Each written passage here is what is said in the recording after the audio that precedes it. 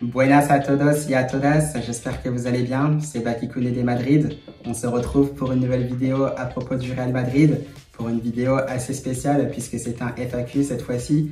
Première fois que je lance donc ce concept, ça a été lancé donc à partir de ma chaîne Instagram en story où j'ai laissé un espace où vous avez pu poser vos questions et maintenant je vais pouvoir y répondre dans cette vidéo-là.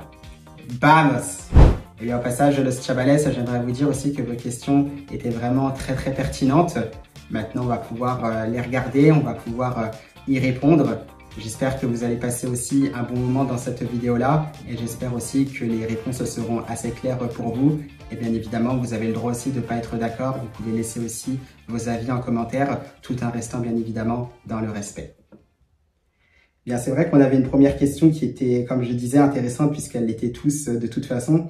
C'est qu'as-tu pensé de la saison d'un point de vue régularité du Real Madrid?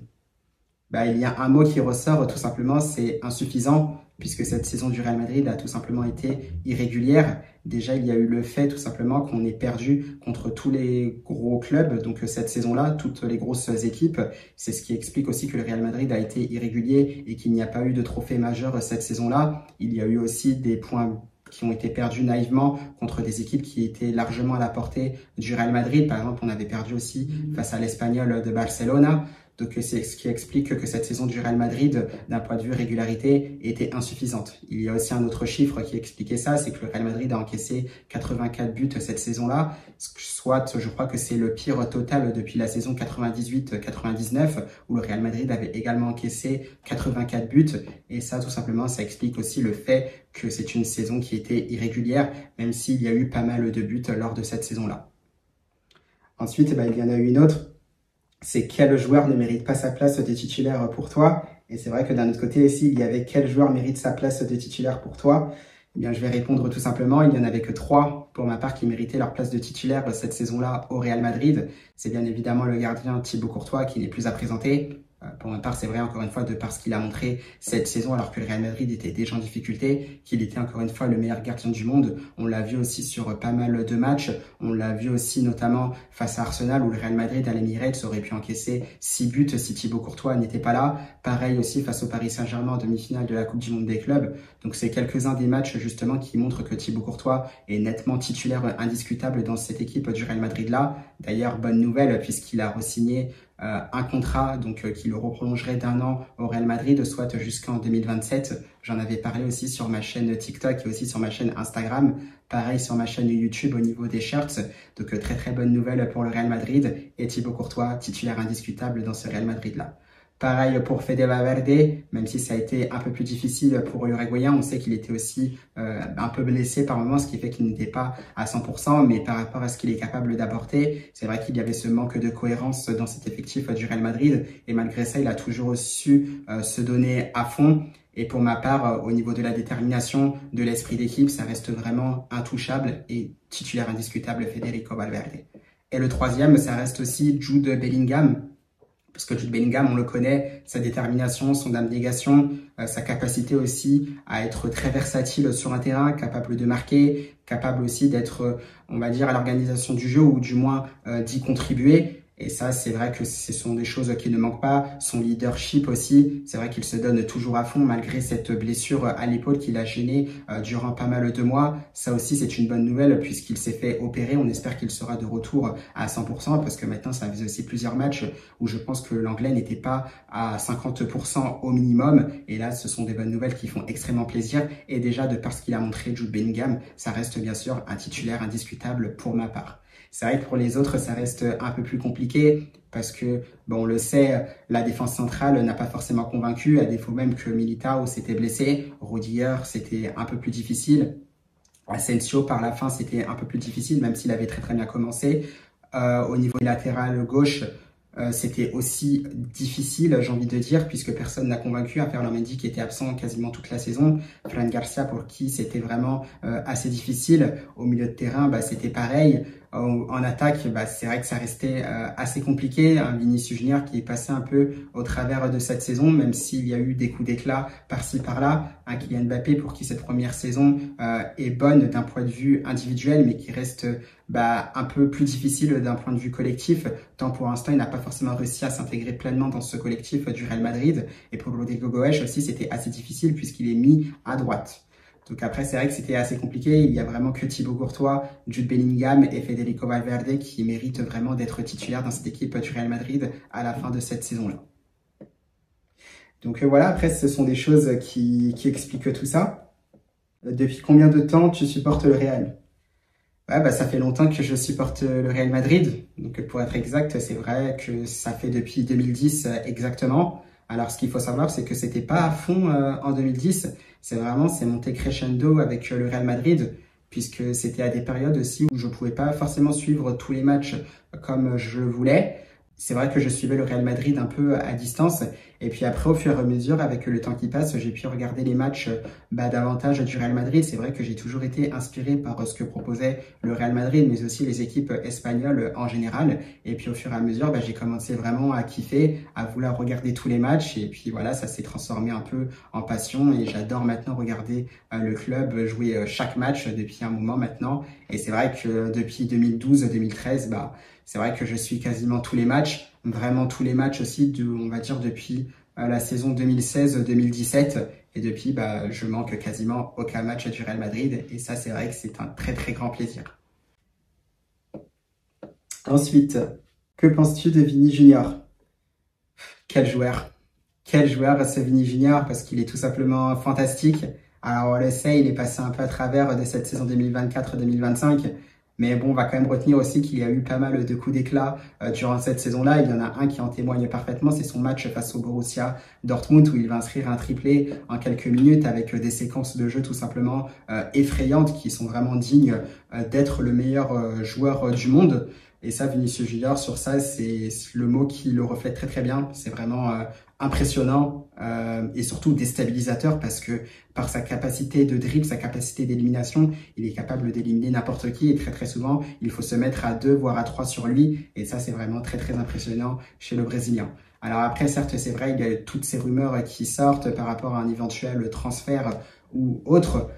Voilà, on attend de voir ce qu'il se passe. Toujours est-il que moi, pour ma part, ça restera toujours Vinicius Junior. Donc j'espère qu'il restera au Real Madrid quoi qu'il arrive et j'espère aussi qu'il reviendra à son meilleur niveau parce que pour ma part, je lui fais pleinement confiance. Ça arrive aussi de passer au travers de ces saisons. Pourquoi tu t'es lancé sur les réseaux?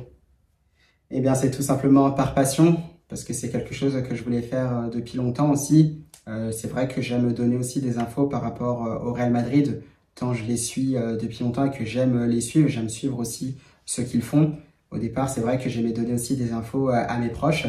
Et puis un jour, je me suis dit aussi, pourquoi pas, donc sur les réseaux sociaux. C'est vrai que normalement, j'étais censé lancer tout ça en septembre 2025, mais avec un concours de circonstances, notamment lorsque j'étais au Santiago Bernabéu, donc lors de l'été 2024, eh bien, ce sont des choses qui se sont accélérées. Et du coup, j'ai lancé ma chaîne bien avant et j'étais vraiment très, très content. Donc, c'est vraiment par pure passion que j'ai décidé de me lancer sur les réseaux sociaux par rapport au Real Madrid.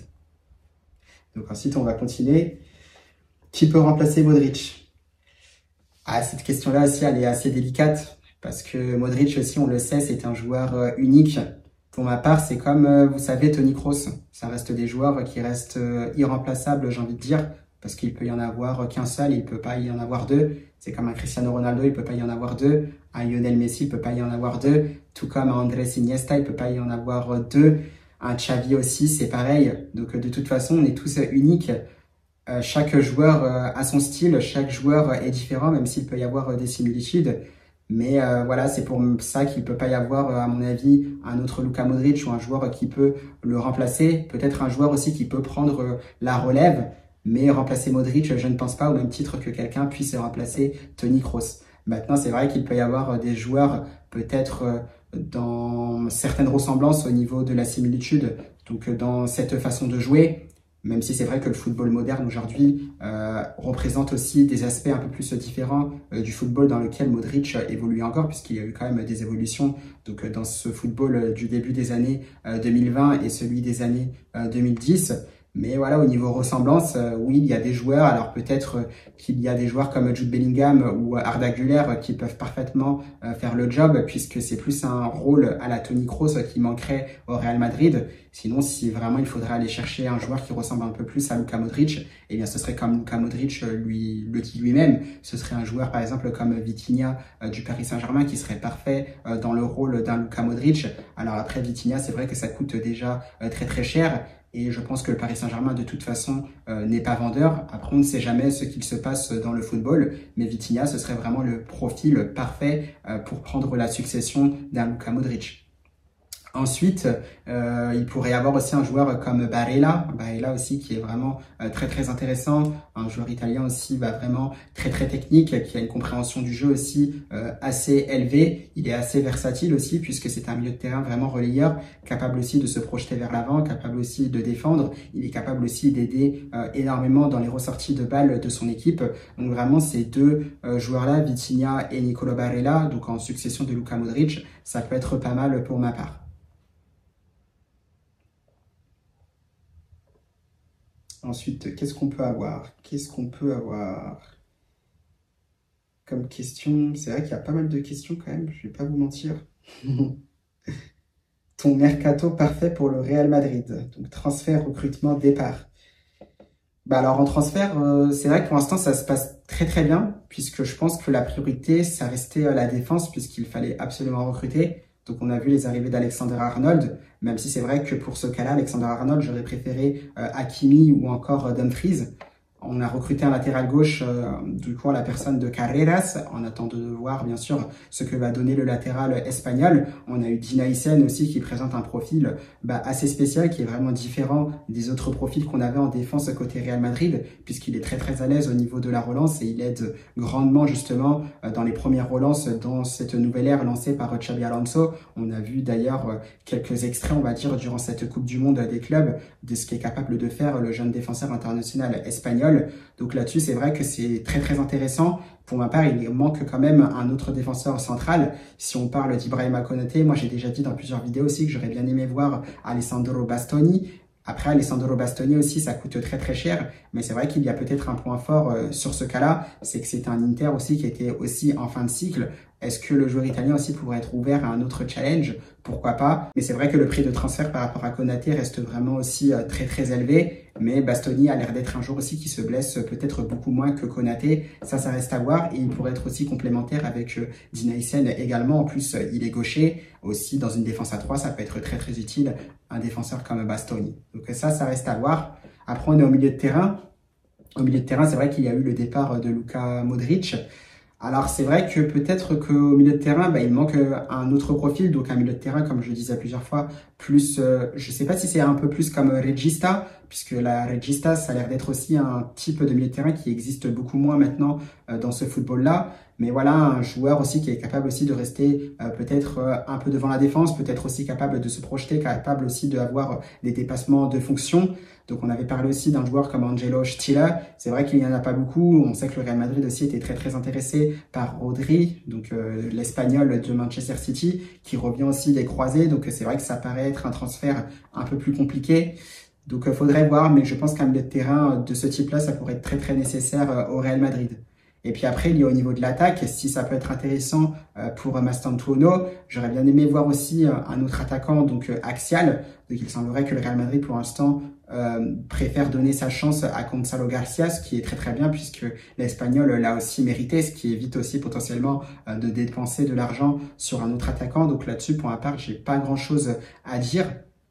Donc voilà au niveau des transferts, du moins pour les arrivées côté Real Madrid. Après au niveau des départs, c'est vrai qu'au niveau de la défense centrale, peut-être qu'il faudra un départ puisque il y a quand même pas mal de défenseurs puisqu'on se retrouve avec Asensio, Dina Isen, il y a Rudiger, il y a Militao et David Alaba. Donc c'est vrai que c'est assez énorme tout en sachant qu'il y a aussi le cas Ferland Mendy. On ne sait pas si le Français partira ou pas.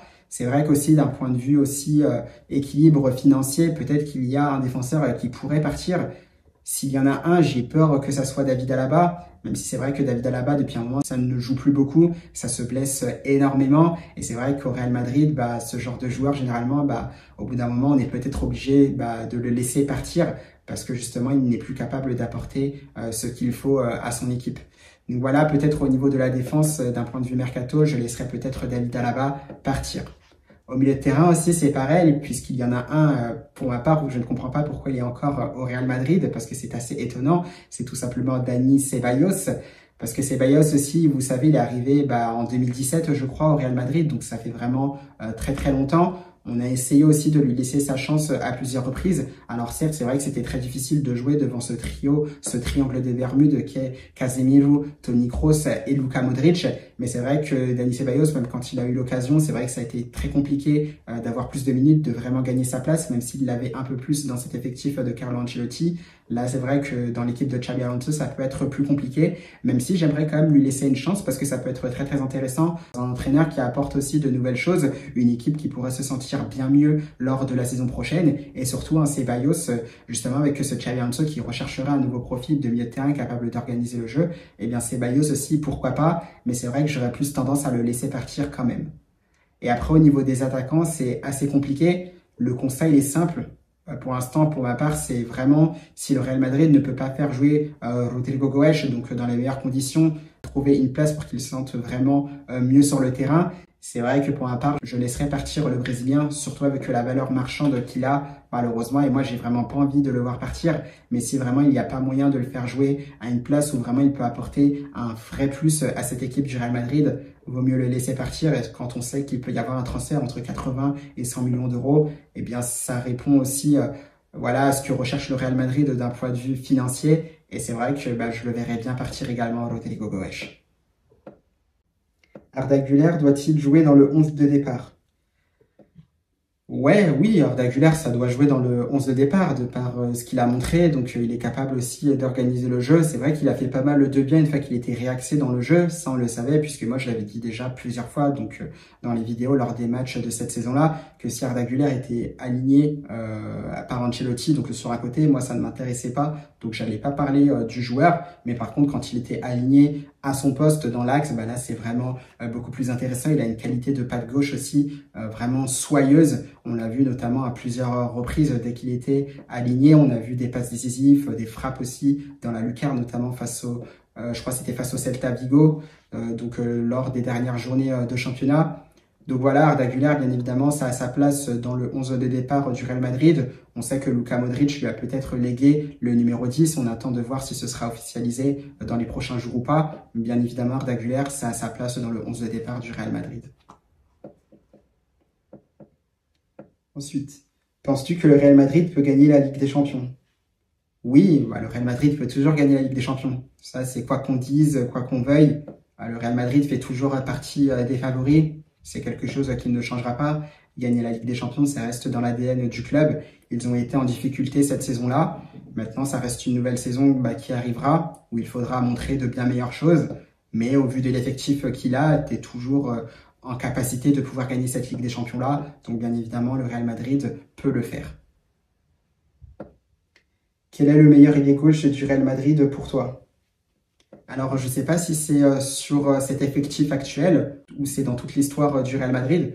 Bon, dans tous les cas, moi, je prends cette question comme si c'était pour l'effectif actuel. Et ça, pour ma part, il n'y a pas vraiment débat. Ça reste Vini Junior, voilà, qui reste vraiment indéboulonnable, j'ai envie de dire, sur ce côté gauche-là. Même s'il reste sur une saison un peu manquée, j'ai envie de dire, ce qu'il est capable de faire, ce côté déstabilisateur, le fait aussi qu'il puisse occuper ce côté gauche à lui tout seul, c'est vraiment exceptionnel. À ce poste-là, il a mené le Real Madrid de nombreux sacres. On l'a vu avec 2 Champions League ou encore avec 2 Liga. Il y a eu 2 Supercopa de España, donc c'est tout simplement fabuleux ce qu'a fait Vini, une Copa del Rey aussi. Donc là, ça reste vraiment indiscutable. Il était vraiment tout proche aussi de gagner un Ballon d'Or. Donc voilà, ça fait partie des meilleurs joueurs du monde, peut-être des 3 meilleurs d'une façon générale, même s'il manque cette saison-là. Donc après, c'est vrai que Mbappé aussi peut montrer des belles choses, même s'il reste plus dans l'axe depuis qu'il est arrivé au Real Madrid.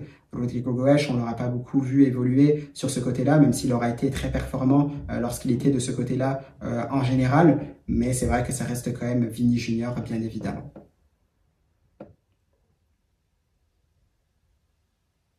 Quel a été le meilleur joueur du Real Madrid cette saison? Courtois, direct. Parce que Thibaut Courtois, encore une fois, mais le nombre de parades décisives, j'arrive même plus à les compter. depuis qu'il est au Real Madrid, surtout depuis l'arrivée de Carlo Ancelotti. Donc, dès que le Real Madrid a gagné je crois que c'était la decimoquarta, je crois, donc la 14e du côté de Paris, donc en 2022, où cette saison-là, il a réalisé des parades monstrueuses.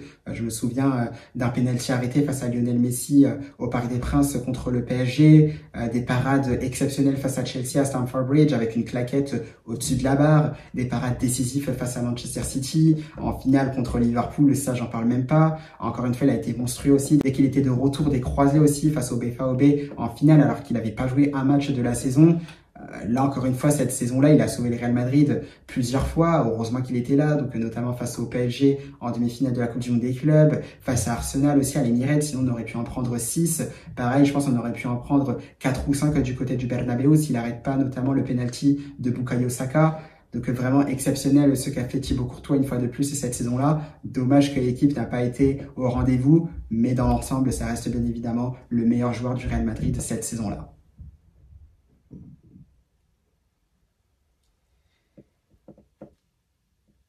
Que penses-tu de Xabi Alonso?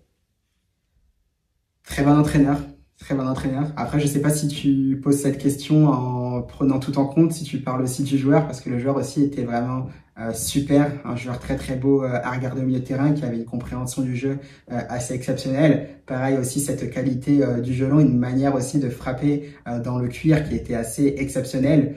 Et puis aussi ses qualités d'entraîneur qu'on aime beaucoup, qui propose du jeu, qui aime repartir de derrière, qui aime être versatile. Ça va aussi très très vite en contre-attaque, qui sait prendre aussi conscience de l'effectif qu'il a avec les qualités de chaque joueur. Il a montré de belles choses durant cette Coupe du Monde des clubs. Ça a atteint son plafond de verre bien évidemment contre le PSG en demi-finale, mais c'est vrai que c'est très très prometteur et on attend de voir ce qu'il pourra faire au Real Madrid. Et j'ai bien aimé aussi l'une de ses phrases lors de sa présentation où il disait simplement qu'il voulait que les supporters se disent « Wow, ça c'est mon Real Madrid ». J'attends de voir ça, en tout cas il m'a hypé et on veut tout simplement voir ce que Xabi Alonso pourra faire. Dans tous les cas, je suis très très ravi de voir l'entraîneur.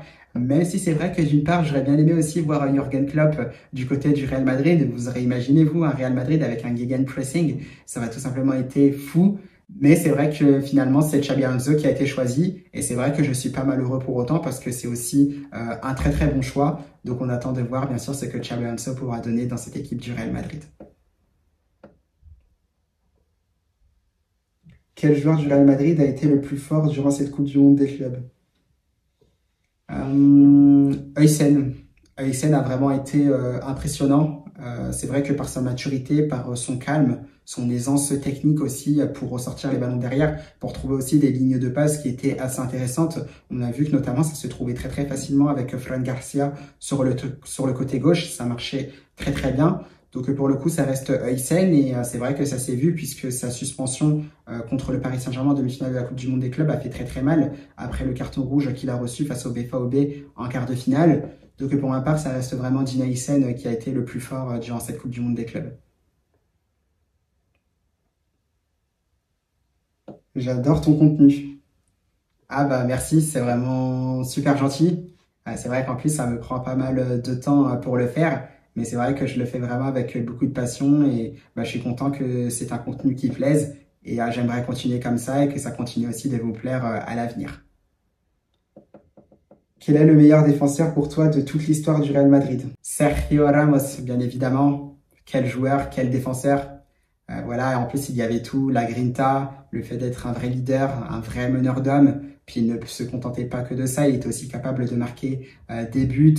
Donc voilà, il y a tout plein de choses chez Sergio Ramos qui font que c'est le meilleur défenseur de toute l'histoire du Real Madrid. Alors certes, bien évidemment, on n'oublie pas des légendes comme Manuel Sanchez ou encore Fernando Hierro, donc des défenseurs, on va dire plus fin des années 90, 2000 pour Hierro, et Sanchez c'était plus les années 90, même s'il a quitté le club, il me semble, en 2001. Mais c'est vrai que Sergio Ramos, de par tout ce qu'il a montré au Real Madrid, ça reste vraiment le meilleur défenseur de l'histoire du club pour moi. Est-ce que pour 100 000 euros, tu supportes le Barça? Non, non. Même pour tout l'or du monde, même pour 5 millions de dollars, non. Je pourrais pas supporter le Barça, c'est vraiment le Real Madrid. Ça changera pas. D'ailleurs, au passage, j'aimerais que le Real Madrid remporte quand même le prochain Classico, parce que je pense qu'on s'est assez fait Djoufara, j'ai envie de dire. Donc maintenant, attention, Lamine Yamal là, toi là, attention. Mais bon, j'espère que bien évidemment le Real Madrid pourra remporter les Classicos, mais même pour 5 000 €, non, ça reste bien évidemment le Real Madrid. Ça ne bouge pas. C'est qui le joueur que tu aimerais voir au Real et le joueur qui doit partir? Que j'aimerais voir au Real Madrid? Alors c'est vrai qu'il y en a beaucoup. C'est vrai que je ne saurais pas trop choisir pour le coup.